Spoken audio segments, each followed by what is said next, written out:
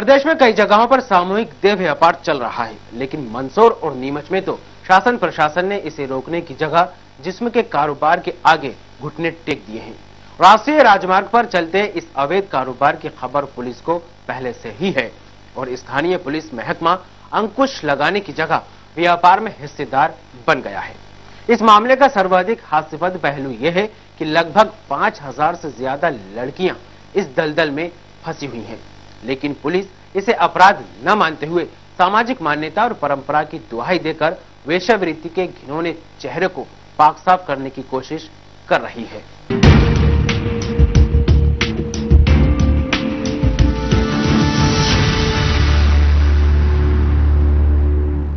अपने TV screen पर जो दृश्य आप देख रहे हैं वो मानवता को शर्मसार करने के लिए काफी है। साथ ही देश और प्रदेश के कर्णधार नेताओं की झूठी जबान पर गाली पोतने के लिए पर्याप्त हैं।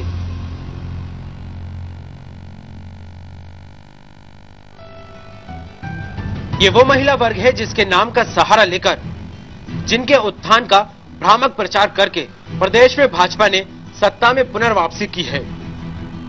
ये वो नाबालिग लड़कियां हैं जिनके नाम पर लाडली लक्ष्मी योजना से लेकर कन्यादान और न जाने क्या क्या नौटंकी प्रदेश में हुई है। लेकिन तस्वीरें साफ बयां कर रही हैं कि आज भी प्रदेश में महिलाएं सिर्फ और सिर्फ भोग का सामान भर हैं। योजनाएं बनी, फंड आया, लेकिन नेताओं और अफसरों की तिजोरियों में समा गया और नारी सशक्तिकरण और उत्थान के मुंगेरी लाल के हसीन सपने अभी तक सपने ही बने हैं। मंदसौर और नीमच के बीच मल्हारगढ़, पिपलिया, चल्हू, सूड़ी, पन्ना के देवेंद्र नगर ऐसे गांव हैं जहां हजारों लड़कियां जिस्म फरोशी की काली दुनिया में बरसों से लगी हुई हैं। और ये बात स्थानीय प्रशासन से लेकर पुलिस महकमे को भी पता है, लेकिन आश्चर्य तो तब होता है जब पुलिस इसे सामाजिक कुरीति बताकर अपना पल्ला झाड़ने की कोशिश करती है। पुलिस अधीक्षक तो इसे संगठित अपराध मानने से ही इनकार करते हैं। इनके जो पेरेंट्स होते हैं वो छोटे छोटे बच्चों को इसमें इन्वॉल्व कर देते हैं, क्योंकि इनके सामाजिक रूप से इसको बुराई नहीं मानते हैं। ये एक बहुत बड़ी समस्या है। लेकिन कई उस पैसे में से उसके जो इनका ग्रुप है इसमें से कई लोग आगे आ रहे हैं, पढ़ लिख रहे हैं, सर्विसेज में आ रहे हैं। मुझे विश्वास है कि आगे और अधिक सभी विभाग इस पे मेहनत करेंगे तो ये इसमें सुधार आ सकता है। लेकिन मैं सोचता हूँ कि सुधार एक अपेक्षा है, लेकिन लीगल फ्रेम में जो इस तरह करते हैं, जहां भी उनकी सूचना आती है उस पर बड़ी ठोस कार्रवाई करते हैं, ताकि एक अंकुश लगे जो गलत परंपरा इनने बनाई है उस पर उनके मन में एक ये भय, कानून का भय हो कि ये परंपरा गलत है, अपने बच्चों से वेश्यावृत्ति कराना है। इस तरह का सरकारों के वादे सिर्फ चुनाव तक की सांसें भरते हैं।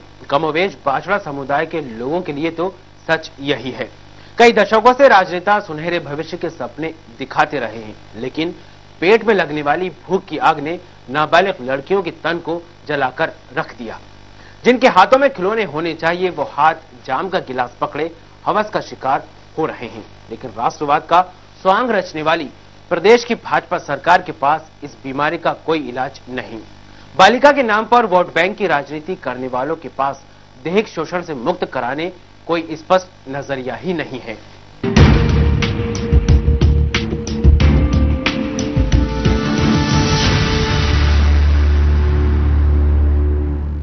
मध्य प्रदेश के कुछ चिन्हित जिलों में जिस्म फरोशी का काला बाजार दिनों दिन फल फूल रहा है।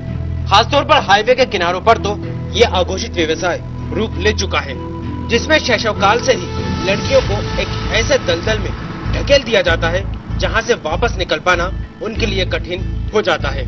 ऐसे में ये नाबालिग लड़कियां न केवल शरीर की नुमाइश कर उसे बेचने लगती हैं, बल्कि मादक पदार्थों के नशे की भी आदी हो जाती हैं।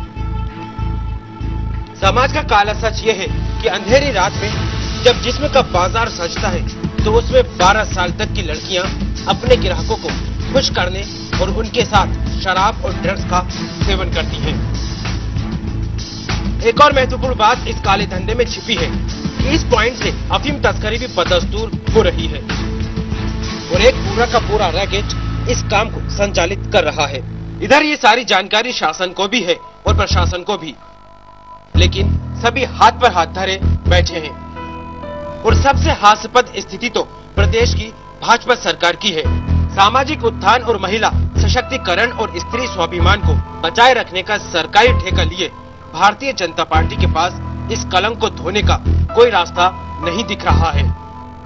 भाजपा के प्रवक्ता के पास तो रटा रटाया जवाब है।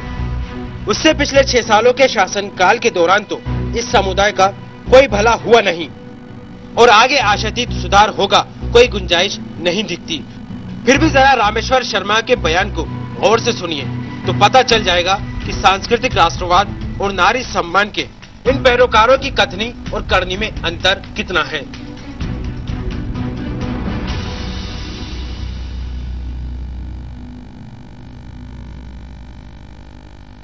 जो जिस तबके पर जाति हो रही है उसके उत्थान के लिए सरकार प्रयास करती है, उसके लिए कल्याणकारी योजनाएं बनाती है, उन योजनाओं का लाभ उनको दिलाने का प्रयास करती है। लेकिन कुछ घटनाएं ऐसी हैं जिन पर कहीं ना कहीं सामाजिक सरोकार है, लेकिन कानून अपना काम करेगा। कोई कोशिश इसके लिए और प्रयास होंगे। अगर कोई एनजीओ की जरूरत होगी, कोई सामाजिक सरोकार की जरूरत होगी और वहाँ लोग इस पर प्रयास करते ही हैं, तमाम प्रकार की एजेंसियां काम करती हैं, उनको भी पुलिस सहयोग करेगा, शासन भी सहयोग करेगा और समाज में उनके अंदर वो चीज की जागृति लाकर उनको उस बात से मुक्ति दिलाने का प्रयास करें।